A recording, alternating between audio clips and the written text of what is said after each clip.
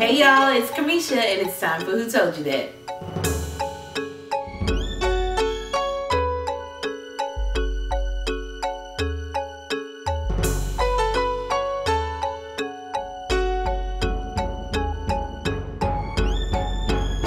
Hey everybody, so on today's Who Told You That, we're going to talk about a more modern cliche that I wanted to address, which is I'ma do me. So I know many of you have heard people say, I'ma do me, you do you.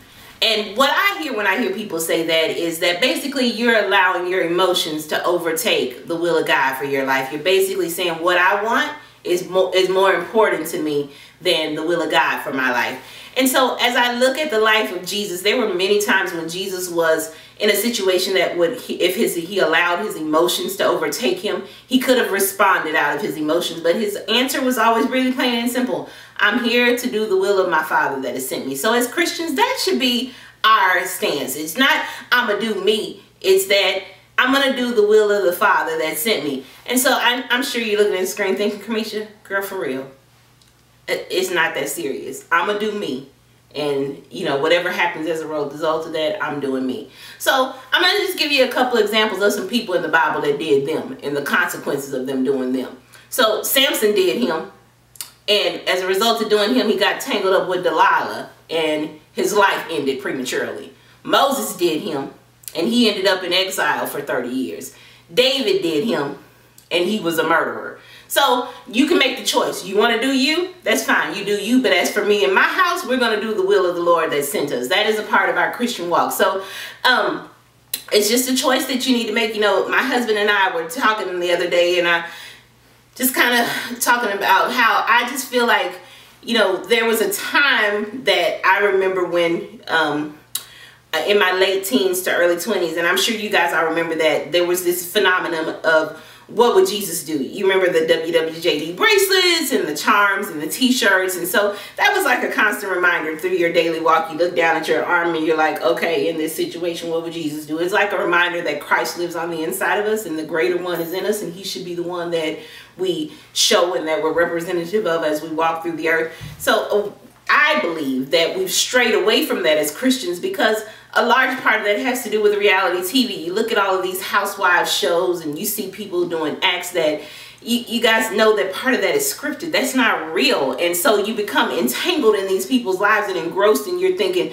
that's the way that people act. No, friends don't have conversations that become so heated that it becomes a who gonna check me, boo. And family shouldn't be in situations where the atmosphere is so emotionally charged that you flipping over tables and punches are being thrown. That's just not how we were designed or created to react in situations. So if you don't understand where I'm coming from on that, maybe you need to pray about it, you know, and understand that the choice that you make here in the earth, somebody's watching you, and you know, you need to make choices that are indicative, that are representative of that Christian lifestyle that you claim. You can't claim Jesus on Sunday morning and not walk the walk of that lifestyle Monday through Saturday.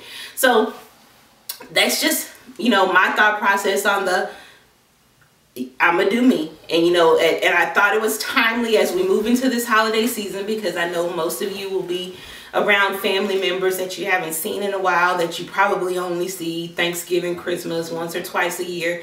And there, you know, when you get large groups of people together and family together with history, there may be a situation where the atmosphere becomes emotionally charged and you feel violated, somebody's in your space. But I want you to think about this conversation that you and I are having right now. And when you get to the point where you feel like you're gonna throw up your hands and you do you and I'ma do me, what I want you to do is think about what would Jesus do in that situation. Before you react to the situation, I want you to respond out of Christ-like love, knowing that you're representative of Christ in your everyday walk. And you know, these Who Told You That are all about you having a better life. My wish for you during this holiday season, Christmas, New Year's, as we approach 2012, is that you have a very Merry Christmas, that you have a prosperous New Year, that you live, that you love, and that you laugh with your family members and friends, and that it is a time of the year that is reflective of the goodness that God has brought to your life this year. Oh, and before I leave, I wanted to make sure that I talk to you guys about a new project that I'm working on. You know, this past year and a half has been a time in my life where I've been really focused on figuring out what is my purpose. I'm not a preacher. Even as a part of, you know, my upbringing, I was never the preacher in the family, but I do recognize that there is that my life is one that is destined to be able to help others. And so we will be introducing Our Roots Give Life, which is a nonprofit organization that is established to help the underprivileged, to serve the community, to basically bring back those things that my husband and I feel have been lost in our society, the arts, cultural things to empower others to have that better life. And so I'm really excited about this project because it kind of falls in line with everything that I've been doing all along. It's my whole purpose has always been to help others, to bring light where there is darkness, and to be that beacon of hope to someone else that their situation can be better. And I'm confident that Our Roots Give Life is going to be that opportunity for me to have a hands-on breadth to be able to touch the lives of others. And so, you know, I've been in the past, many of you have contacted me wanting to sow seed into my life, and I've been kind of rejecting of that because it was not about me gaining any extra income. But this is an opportunity for you to actually sow into a nonprofit organization that can be used to help and bless the lives of others. I'm grateful for, you know, everything that my life has become, everything that we're blessed in. So this is an opportunity for us to just to take that blessing and change and influence others. So you'll hear more about Our Roots Give Life in the days to come. I'm excited about this new venture, and you know, I'm just really blessed to have even the people that are around me to support this project. And so I just wanted to talk about that for a little bit because it's new and it's exciting to me. So thank you very much for your time. Again, I wish you a Merry Christmas, a prosperous New Year, a Happy Hanukkah, a Happy Kwanzaa, however you celebrate. Remember that the true reason for this season is that it is the birth of the coming of Christ. I appreciate your time, and you have an awesome day.